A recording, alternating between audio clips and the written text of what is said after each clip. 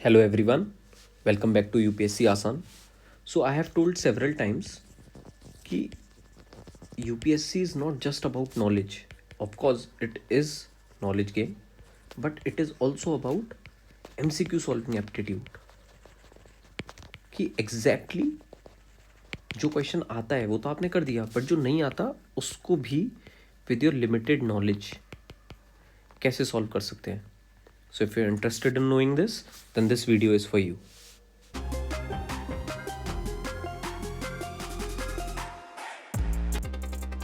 So a very legitimate question is कि यार मैं हैक्स क्यों सीखूं, मेरे नॉलेज से काम हो तो रहा है.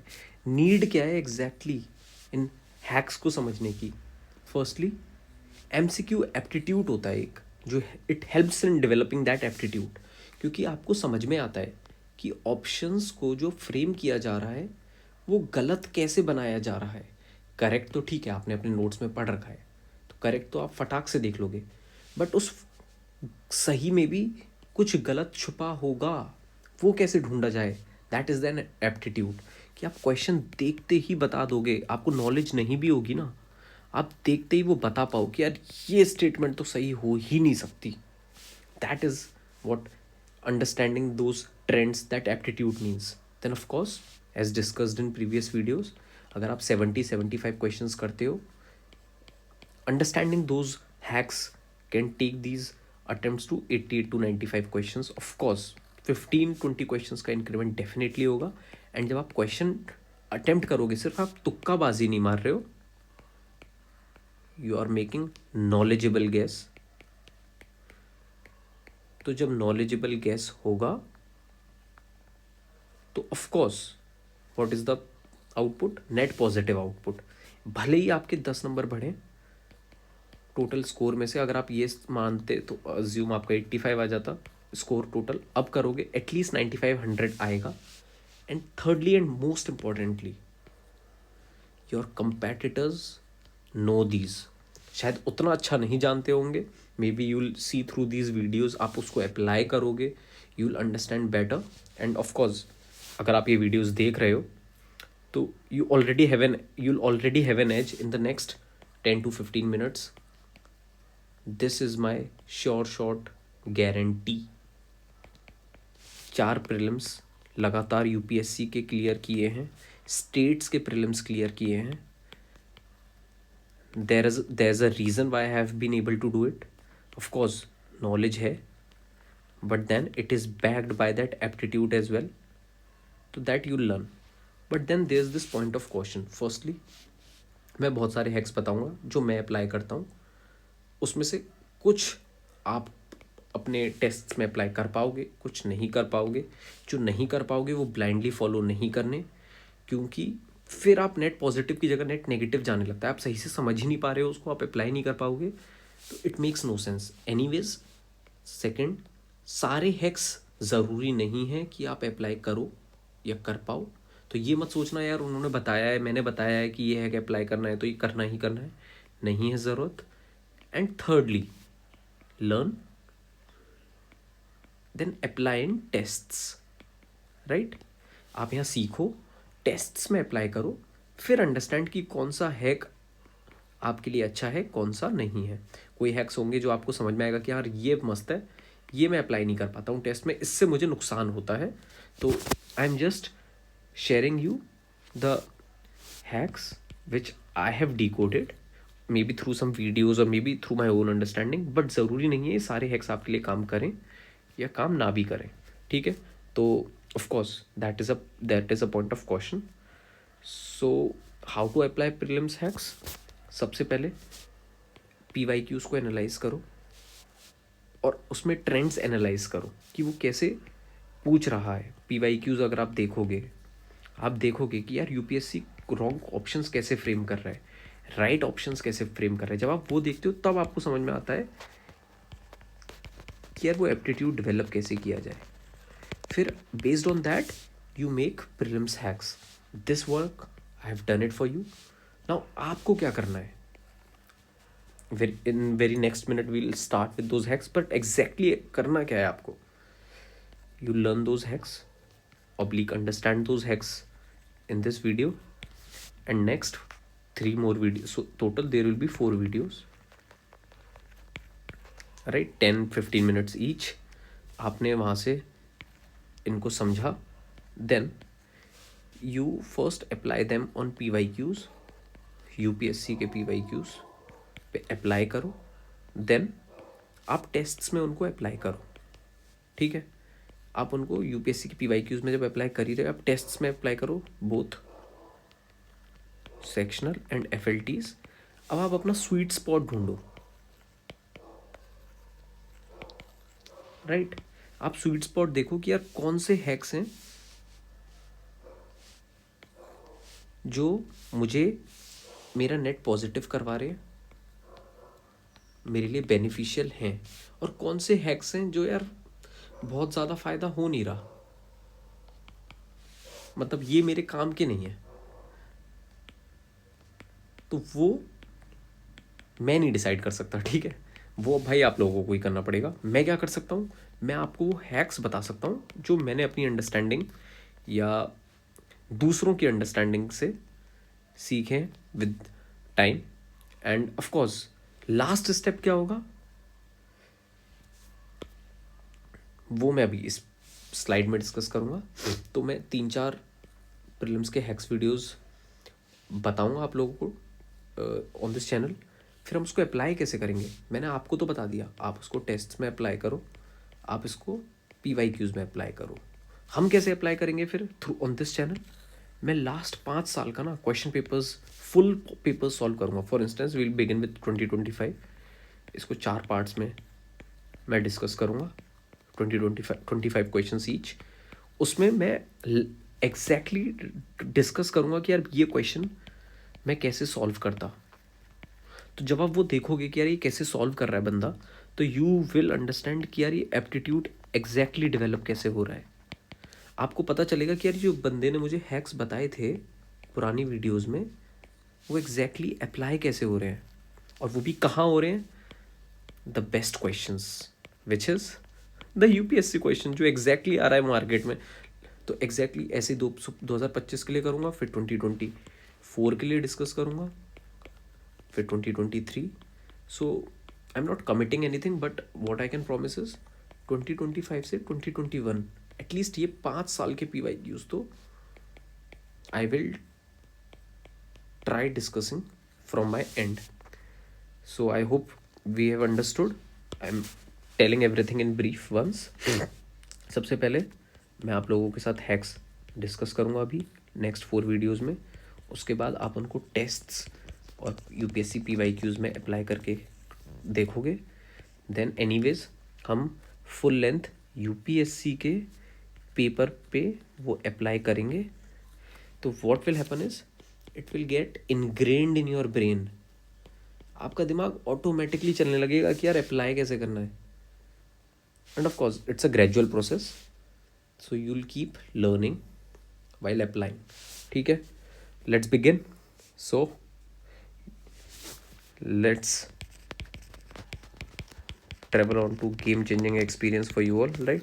बहुत सारे सिंपल भी होंगे, बहुत सारे डिफिकल्ट भी होंगे. Let's begin. सबसे पहले किसी भी क्वेश्चन में डेटा दिया है, स्टैट्स दिया है या फैक्ट्स दिया है, बोलते हैं जनरली कि वो इनकरेक्ट होता है. बट पॉइंट ऑफ क्वेश्चन क्या है जो मैंने ऑब्जर्व किया है, ये अगर किसी एक्ट के साथ दिया है तो ज़रूरी नहीं है कि गलत होगा. एक्ट का मतलब क्या है, मान लो कोई गवर्नमेंट का एक्ट है, जैसे फॉरेस्ट राइट एक्ट है. अब इसके साथ इन्होंने कुछ डेटा दे दिया कि यार इतना % रीइंबर्स हुआ है, फॉर इंस्टेंस इतने % ट्राइबल्स को कंपनसेशन मिला है. ठीक है, तो अगर ऐसा किसी एक्ट के साथ डेटा दिया होगा तो चांस है कि वो सही भी हो सकता है. ठीक है, ये समझ में आया? वील ऑब्वियसली, मैं again I am saying it again, अभी ये बहुत थियोरेटिकल लग सकता है, बट आप बस समझ लो and then of course try applying, and जितना हो पाए. उसके बाद we'll anyways try applying them on UPSC papers. ठीक है, तो आई होप पहला क्लियर है कि डेटा, स्टैट्स या फैक्ट्स जब भी दे रखे होंगे जनरली रॉन्ग होते हैं, बट कब सही हो सकते हैं, जब किसी एक्ट के साथ दिए हों, ठीक है। बहुत से ऐसे होंगे जो काम के नहीं है, मैं डिस्कस नहीं करूँगा, जो सिर्फ मोस्ट इम्पॉर्टेंट हैं, जो मैं एक्चुअली अप्लाई करता हूँ, मैं सिर्फ वही डिस्कस कर रहा हूँ। मार्केट में हो सकता है 50+ हैक्स बता दें आपको, यार अप्लाई ही बहुत कम होते हैं, जो अप्लाई हो रहे हैं मैं बस वही डिस्कस करूँगा, ठीक है, जो मैं खुद अप्लाई करता हूँ, ठीक है।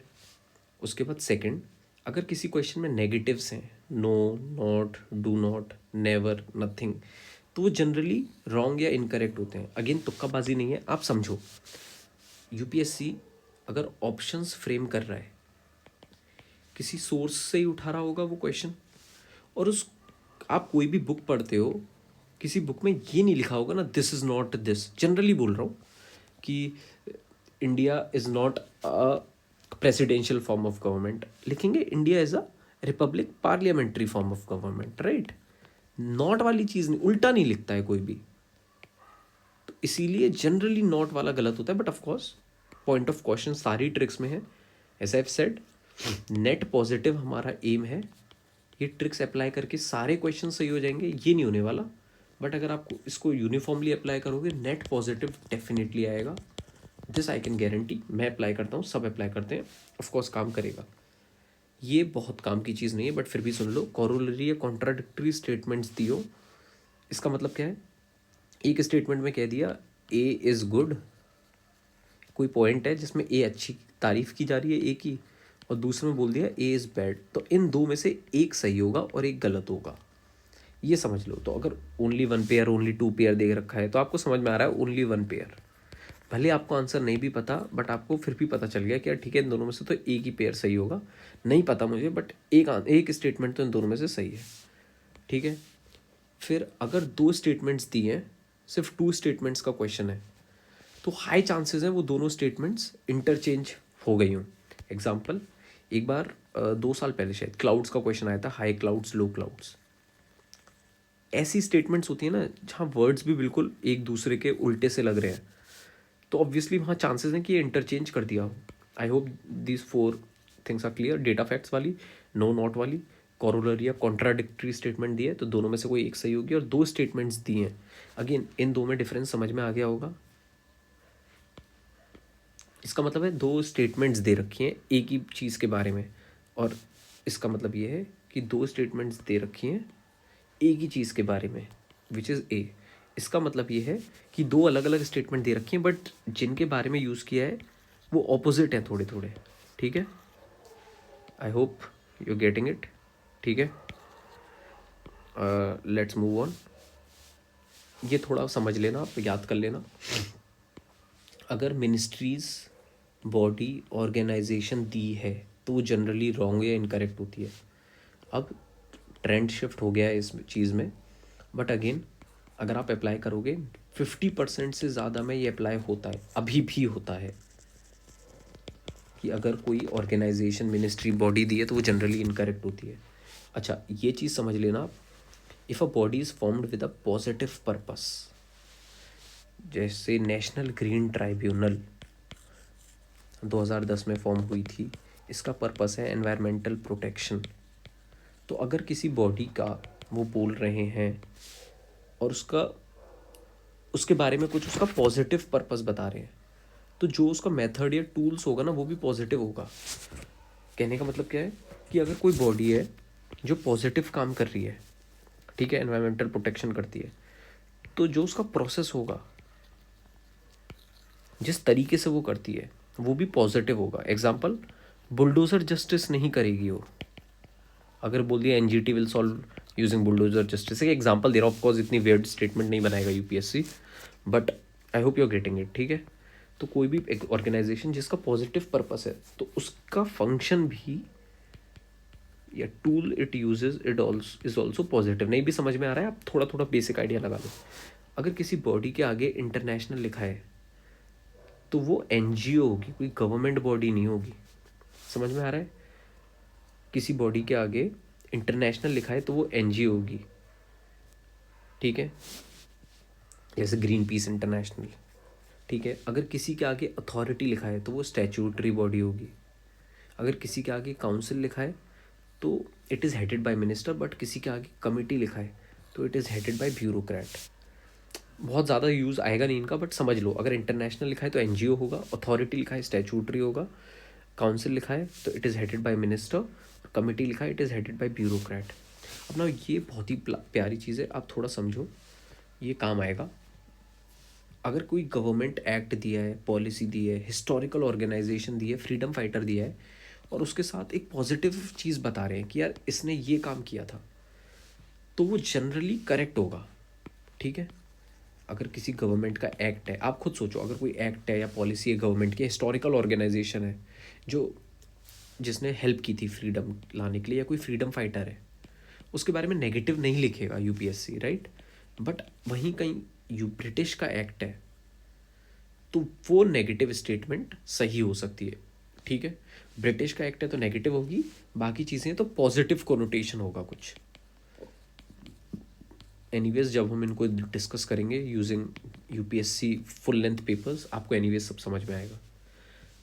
अगर किसी बॉडी के बारे में कुछ ऐसा कहने की ये कंट्रोल कर रही है, रेस्ट्रिक्ट कर रही है, डिक्टेट कर रही है, तो वो जनरली नेगेटिव चीज़ हो गई उस बॉडी के बारे में, राइट।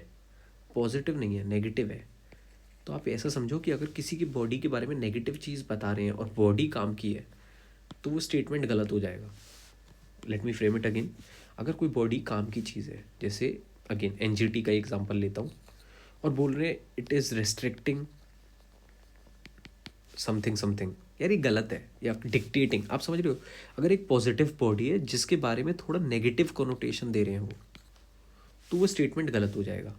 ठीक है, अगेन बॉडीज़ का देख लिया था, किसी बॉडी ऑर्गेनाइजेशन जनरली इनकरेक्ट होती हैं। देन हमने ये डिस्कस किया था कि अगर बॉडी आगे इंटरनेशनल हो, ये सब, देन गवर्नमेंट एक्ट्स के बारे में बात की थी, देन नेगेटिव के बारे में। नाउ अगर पीवाईक्यू का पॉपुलर ऑप्शन है किसी स्टेटमेंट में, जैसे आईएमएफ है, डब्ल्यूटीओ है, नॉर्थ ईस्ट है, वेस्टर्न घाट्स है, अजंता है, गांधी जी हैं, अशोका है, फॉरेस्ट है और ट्राइबल्स है, तो ऑप्शन के सही होने के चांसेस बहुत ज़्यादा है। ठीक है, I hope you'll remember this. PYQs popular options में जैसे ये सब हैं, आईएमएफ है, डब्ल्यूटीओ है, north east, western Ghats, Ajanta, Gandhi ji, Ashoka, forest, tribals, सही हो जाता है। Then this hotly valid these days, in fact these years. Point of question मैं पहले ही बोल देता हूँ, गारंटी कुछ भी नहीं है, बट हाँ अप्लाई बहुत ज़्यादा हो रहा है। अगर 5 स्टेटमेंट्स दिए तो या तो 3 सही होंगी या 1 सही होगी, बट ऐसा इकोनॉमी में नहीं होता। बाकी बाकी चीज़ों में आपको दिख जाएगा, या तो 3 सही है या 1 सही है, 6 दिए 4 सही है, 7 दिए 5 सही है, या फिर सारी सही है। सारी सही है बहुत कम चांस है, बहुत कम। तो आप ऐसा मान लो, ऑड दिया है तो odd number of options correct होंगे, और इवन दिया है तो even number of options correct होंगे। 5 दिया है तो ऑड है, 3 या 1 ऑड नंबर है, 6 दिया है तो 4 इवन नंबर है, 7 दिया है तो 5 या ऑल 7 ऑड नंबर है। ठीक है, done, let's move ahead. Right, तो अगर 2 डेटा फैक्ट्स मेंशन्ड है, मैंने बताया था पहले आपको क्या, कि डेटा वगैरह अगर दिया होता है तो जनरली क्या होता है, इनकरेक्ट होता है, राइट। बट मैं कह रहा हूँ अगर एक ही क्वेश्चन में 2 स्टेटमेंट्स हैं जहाँ डेटा मेंशन्ड है, तो एक सही होगी और एक गलत होगी। तो अगर ओनली 1 पेयर, ओनली 2 पेयर ऐसा क्वेश्चन आए, बेस्ट है आपके लिए, तो सबसे इजी रहेगा। आपको पता होगा एक गलत है एक सही है, तो एक सही है इन 2 में से। मान लो 3 स्टेटमेंट्स दिए हैं, पहली फैक्ट है, डेटा दिया है, दूसरा आपको पता है सही है, तीसरा भी फैक्ट है। अब आपको इन दोनों का नहीं पता, तो आपको पता है इन 2 में से तो एक सही फ्रेम कर ही रही है यूपीएससी, और ये आपको पता है सही है ही, तो ओनली 2 पेयर्स करेक्ट हो गया। I am just trying to help you develop that aptitude. Again तुक्काबाजी नहीं है ये, आप ये एनालाइज्ड है, ऑफकोर्स इसको थोड़ा तुक्का कह सकते हो, बट ये एनालिसिस के बेसिस पे बता रहा हूँ। Again we'll apply this. ठीक है, 2 डेटा फैक्ट्स मेंशन्ड है, एक करेक्ट हो रहा है और एक इनकरेक्ट हो रहा है जनरली। ये इसको कहते हैं एप्टीट्यूड, कोर एप्टीट्यूड। अगर 2 ऑप्शंस दिए हैं जो आपको लग रहे हैं सही हो सकते हैं, तो आप वो ऑप्शन चूज़ करो जो वाइडेस्ट स्पेक्ट्रम कवर कर रहा है। मैं जब क्वेश्चंस करूँगा ना, ये बहुत जगह अप्लाई होता है, बहुत ज़्यादा जगह। तो ये आप देखोगे, एक क्वेश्चन अगर कोई पॉपुलर चीज़ है और उसके साथ एक लीस्ट पॉपुलर चीज़ एसोसिएट कर दी है तो जनरली करेक्ट होती है। कैसे? जैसे अशोका है, अशोका के साथ ये बोल दिया कि he visited XYZ city for XYZ thing. अब आप सोचो, ये इतनी छोटी सिटी जो आपने सुना ही नहीं है नाम, लीस्ट पॉपुलर का मतलब है आपने नाम भी नहीं सुना। तो यार ये अलग से खुद से तो एग्जामिनर नहीं सोचेगा, ऐसी दो मतलब बहुत ही रैंडम सी सिटी एग्जामिनर तो नहीं सोचेगा, राइट। तो आपको ये समझने की ज़रूरत है कि अगर एग्जामिनर ऐसा चीज़ फ्रेम कर रहा है तो सीधे सोर्स से उठा के उसने डाल दिया है और कुछ भी नहीं किया है, राइट। तो वो आपको समझने की ज़रूरत है, ठीक है। देन मिसाइल्स DRDO बनाता है, इसरो नहीं बनाता है। This is just a knowledge fact, आपको बेसिक है बट आपको पता होगा, but still I am saying missiles DRDO बनाता है, इसरो नहीं बनाता है। तो अगेन ये भी एक एप्टीट्यूड है। कैसे? मान लो कोई स्टेटमेंट दिया हुआ, this missile XYZ was developed by ISRO using ABC technology. अब घुमा कहाँ रहा है, आप ABC में खो जाओगे, ABC टेक्नोलॉजी में, और घुमा उसने इसरो में दिया। भाई DRDO ने बनाई है मिसाइल, तो इसरो बनाता ही नहीं है, ठीक है। Understood all four things, two data facts वाली बात, देन वाइडेस्ट स्पेक्ट्रम चूज करो, पॉपुलर थिंग वाली बात, मिसाइल्स वाली बात। नाउ अगर क्वेश्चंस और ऑप्शंस में डायरेक्ट वर्ड एसोसिएशन हो रहा है तो हो सकता है बेवकूफ़ बना रहे हैं वो और आंसर वो नहीं है। जैसे क्वेश्चन ऑन भाषा था एक, जिसमें ऑप्शन था महाभाष, मैं महाभाष करके आया था और वो गलत था मेरा, ठीक है। इसलिए मुझे और अच्छे से याद है। तो हमेशा लिंक ज़रूरी नहीं है, of course will discuss in future videos. Etymology लगानी है आपको, वर्ड एसोसिएशन।